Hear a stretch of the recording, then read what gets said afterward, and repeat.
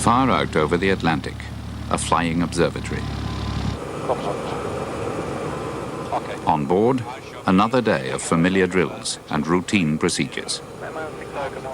Even at the frontiers of science, understanding comes rarely in a flash of intuition. More often it emerges gradually from a mass of patiently gathered data.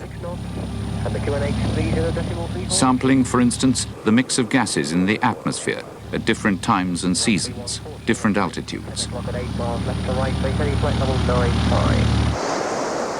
Or monitoring the flux of life in the oceans, the movement of its hidden currents in relation to the changing temperature of its surface waters.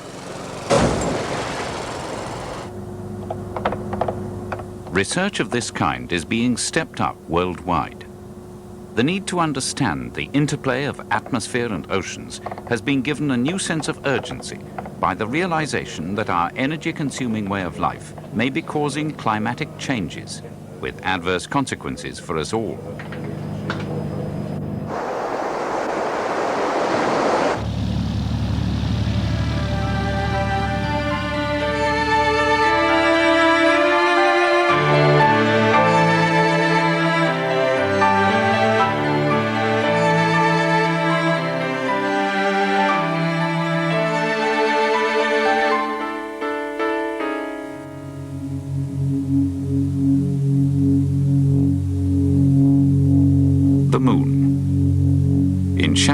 Surface temperature drops to minus 150 degrees Celsius. In sunlight, it rises to over 100. Virtually at the same distance from the sun, temperatures on Earth are much less extreme, and we owe this life-giving fact to its atmosphere, in particular to the presence of the so-called greenhouse gases.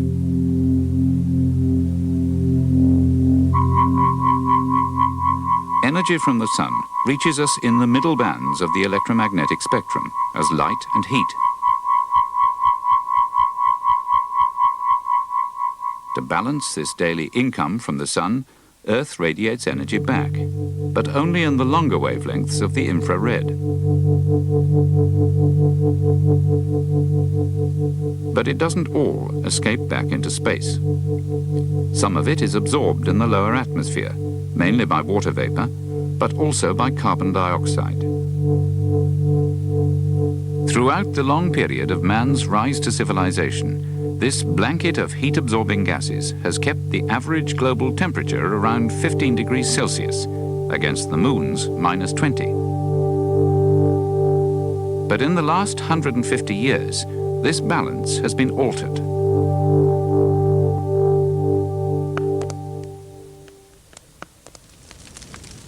Burn any organic matter, and its content of carbon combines with oxygen. Burning a cubic meter of natural gas produces roughly 2 kilograms of carbon dioxide. A liter of gasoline, 2.5 kilos.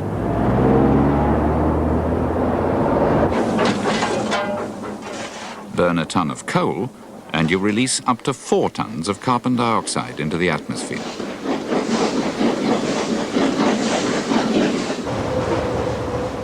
Since 1850, the consumption of these fossil fuels has increased 100-fold. Add to this the more recent burning of the tropical forests, and the result has been a marked and accelerating increase in the amount of carbon dioxide in the atmosphere.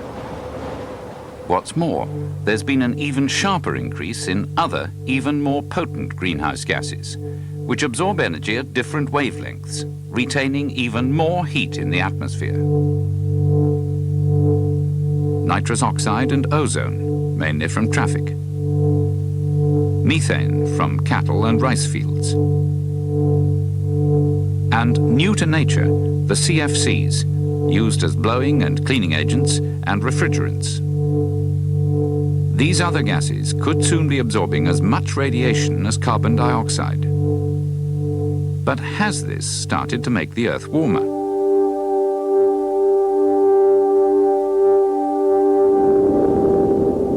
Weather is hard to predict, but records of its past behavior go back a long way. fertile ground for the revealing eye of the computer. This warming gradually spread to the rest of the Arctic by the 1930s and into the 1940s. And by 1941, the warming has spread across the Arctic and extensively covered most of North America. Region-by-region analysis of world temperature records shows a small but significant warming trend over the century, with a marked increase in the 1980s. It's beginning to spread down to the tropics as well. Yes, it's not just over land areas, it's over ocean areas in the Indian Ocean and the Pacific Ocean. Reduced to global averages, it shows a rise of just ½ degree Celsius.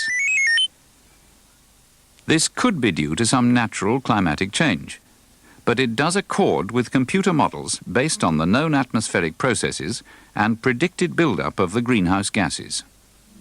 These models contain many uncertainties, but they forecast that by 2050, global mean temperature could have increased by at least 1.5 degrees, possibly near 4. Snow melt there. This may not sound much, but what the computer modelers are looking at is the possibility of change at a rate faster than at any time since the end of the Ice Age. I think particularly over the ocean here, over the North Pacific. Change too fast, perhaps, for life to adapt without severe dislocation. These mid-latitude regions in the southern hemisphere. What they foresee is not a steady and even warming overall, but alterations to the familiar patterns of climate and the increasing frequency of abnormal weather.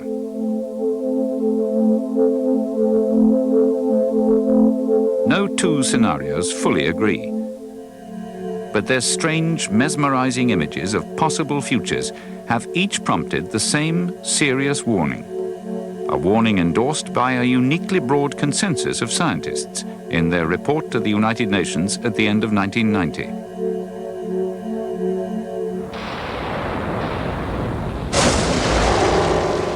By that time, early predictions that rapid melting of the polar ice caps would inundate coastlines and drown major ports and cities had given way to a less apocalyptic vision.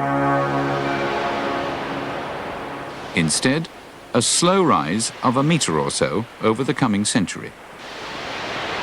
But even this could be disastrous. Tropical islands, barely afloat even now. First made uninhabitable, and then obliterated beneath the waves.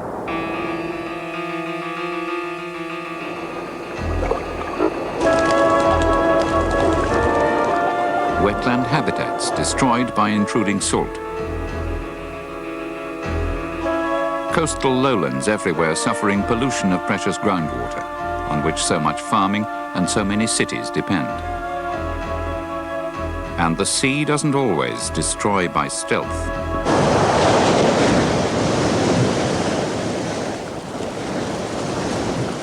The coincidence of high tides and severe storms that broached the defences of Holland in 1953 was a freak event. But it's thought that warmer seas could make such destructive surges more frequent and even more ferocious.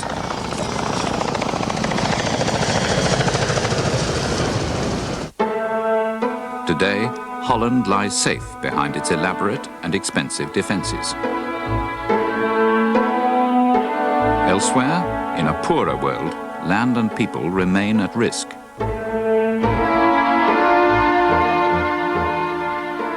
Bangladesh is no stranger to disaster. 1/6 of its land is barely above sea level. Land on which 20 million people depend for life and livelihood.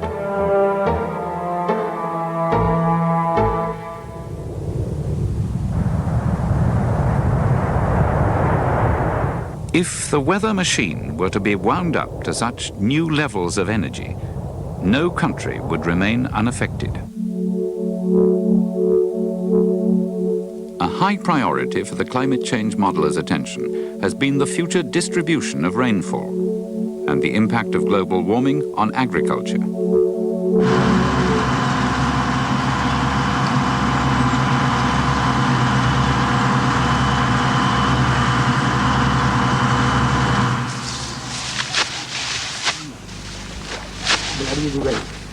Today, with only 2 months' reserves, 5 billion people depend on just a few strains of staple grains, each grown within restricted climatic limits, at the mercy of the weather. And tomorrow, with its prospect of billions more mouths to feed? What is now considered abnormal weather could become a new norm.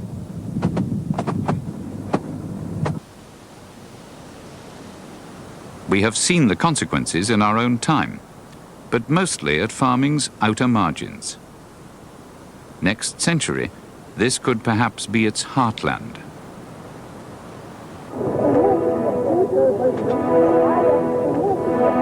In a crowded world, subject to such adverse shifts of climate, who would take care of such greenhouse refugees?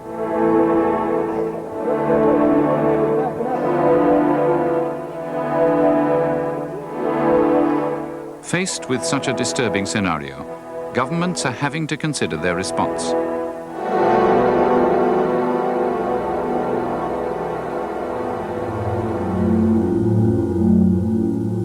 Global warming is not yet certain, but many think that to wait for final proof would be irresponsible. Action now is seen as the only safe insurance. But what should that action be?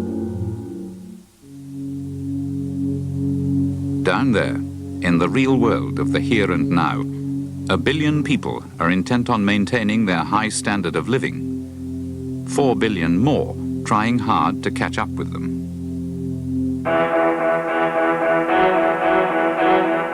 Till now, the dynamic of rising material standards has been coupled to an ever-increasing consumption of carbon-based energy.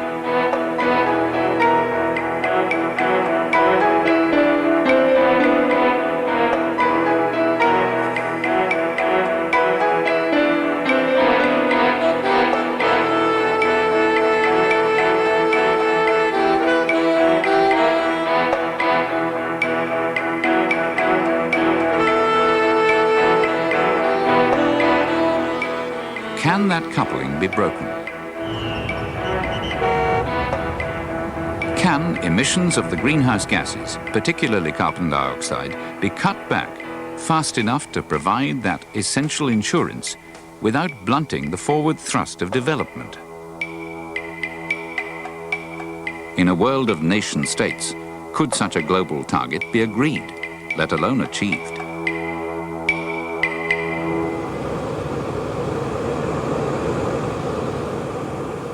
Flying high over the poles, scientists regularly monitor the strength of the Earth's protective layer of ozone.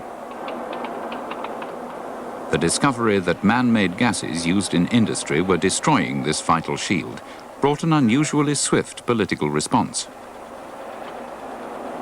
But the international agreement to phase out the use of these CFC gases was signed in the knowledge that safer substitutes could be developed. To reduce emissions of carbon dioxide is a far greater challenge. Even if a common target could be agreed, each nation would have to decide how best to meet it, which of the available options to choose. Advocates of nuclear power see the chance to revive its flagging fortunes, a clean form of power to replace fossil fuels. They point to new designs of reactor considered inherently safe and so cheaper to build and simpler to operate.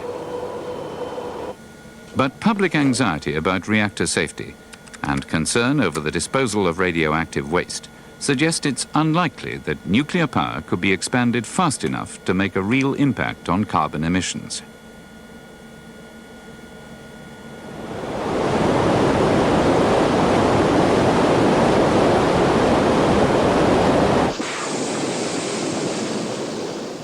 Water and natural steam have been generating electricity for close on a century. But there is limited scope for further large-scale projects.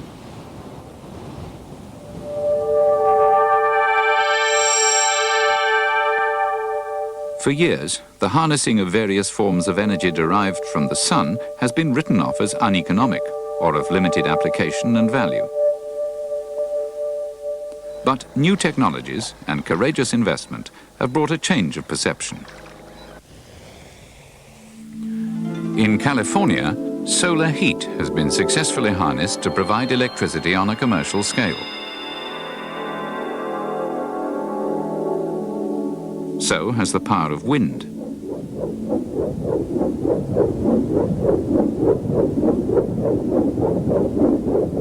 Two potential sources of clean power already, and others may soon follow.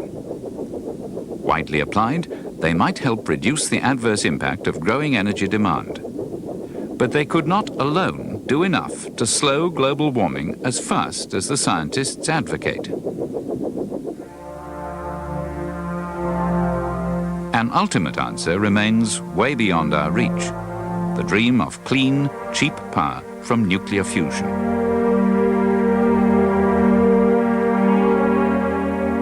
Technology apart, the costs of slowing global warming are potentially enormous. That's why the most favoured option, and the one thought most cost-effective, is a drive for greater efficiency in the way existing forms of energy are produced and used.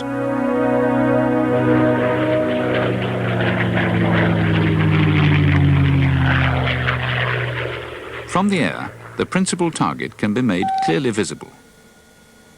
Waste heat, revealed as reds and yellows by infrared photography. Over half the energy we consume is never put to useful work. Look, for instance, at what happens with electricity. A major source of man-made carbon emissions are the world's coal-fired power stations.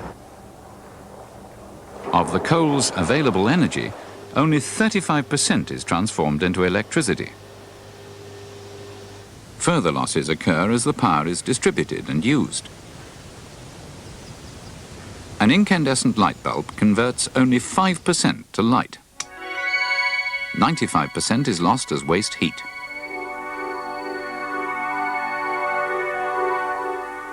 Less energy wasted would mean less energy needed, less carbon dioxide, and the added benefit of saving precious resources of fuel.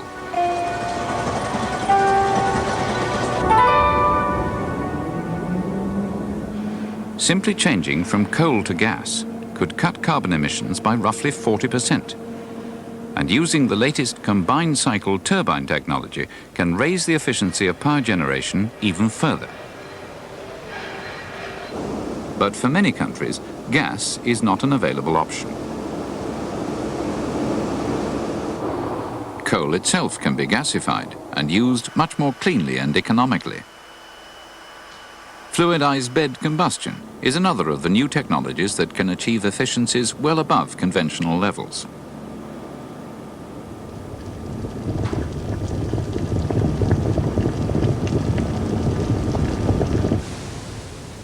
Whatever fuel they use, power stations cannot avoid producing surplus heat, but it need not go to waste. Denmark is one of the countries that has pioneered its use for district heating. Metropolitan Copenhagen's ambitious new scheme has effectively doubled the overall energy efficiency of its power stations, and so halved the volume of carbon dioxide that would otherwise have been produced.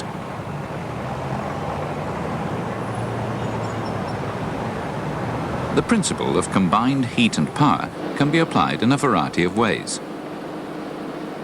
It can even provide steam and hot water for an individual building or factory process.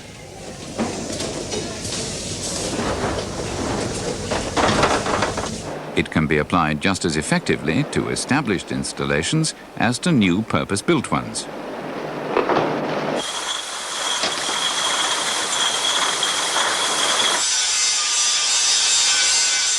Within the time frame set for the stabilization of carbon dioxide emissions, many existing installations will come due for renewal, a chance to upgrade performance by up to 50%.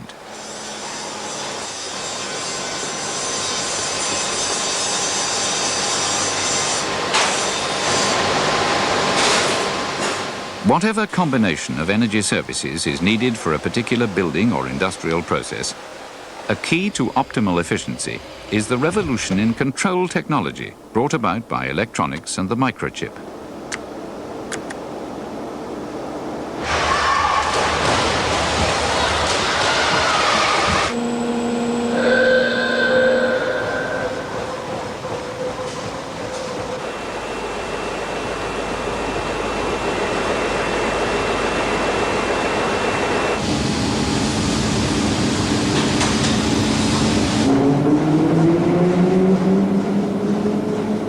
What's more, the high levels of energy efficiency that can now be reached in large-scale installations can also be achieved on the much smaller scale of private housing. These low-energy houses were built to show what can be achieved. They look perfectly conventional, an important point in their favor. Whether for heating or air conditioning, the same equipment and controls can equally well be used to upgrade older houses, older blocks of flats. To combat global warming does not mean scrapping an entire way of life, but it does mean changing public perceptions and attitudes to its extravagancies. If everyone switched to the new low-energy lights, cities the size of New York, Moscow or Bombay could each cut over 1 million tons of carbon dioxide emissions every year.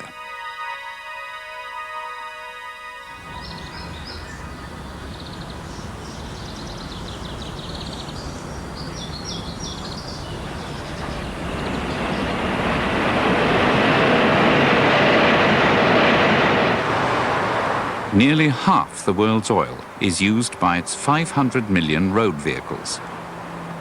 400 million of them are private cars. And every year, each of them produces on average 4 times its own weight in carbon dioxide.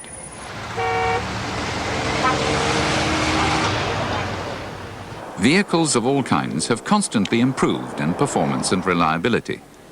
But the internal combustion engine has remained only some 20% energy efficient.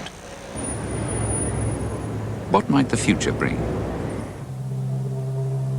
Inventive genius has already taken the solar cell across Australia at 70 miles an hour. But this is unlikely to be the way forward. Today, the average car may still travel less than 10 kilometers on a litre of gasoline. But it could go 3 times as far. The prototypes, petrol and diesel, already exist.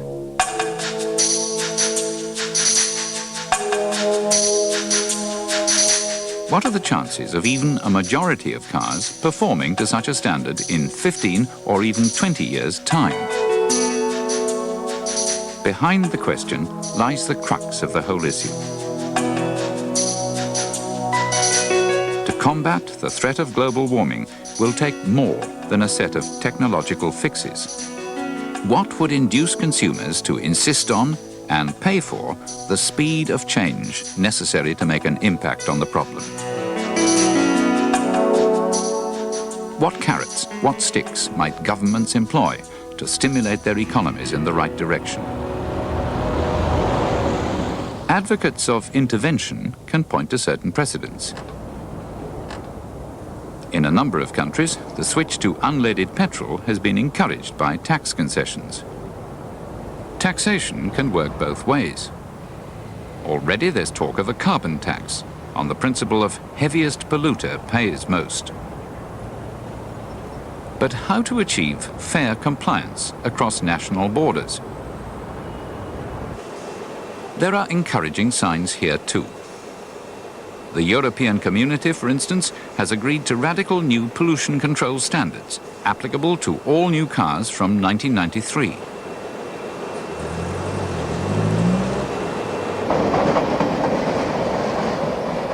But global warming calls for a global response. And the world is not a common market.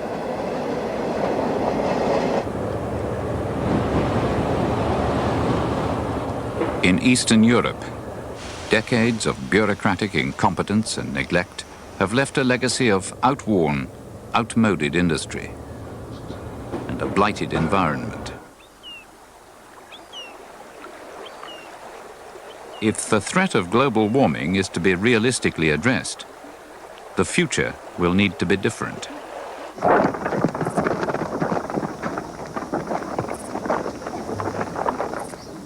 Others are coming from even further behind and face even greater problems.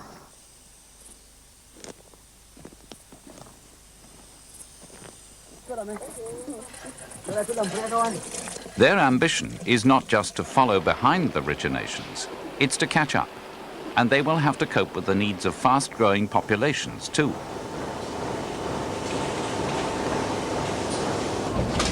As they transform themselves into urban, industrialized economies, their share of world energy demand is bound to grow ever more rapidly.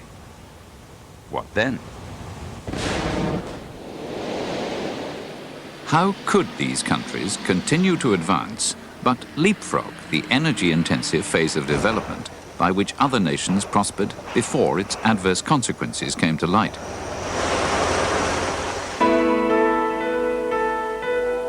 Their cities stand as impressive symbols of their entry into the modern world. But everywhere, resources for further development are stretched to the limit. The added demands of a rapid improvement in energy efficiencies would be a difficult challenge to meet, unless the latest and best technologies could be made available to everyone.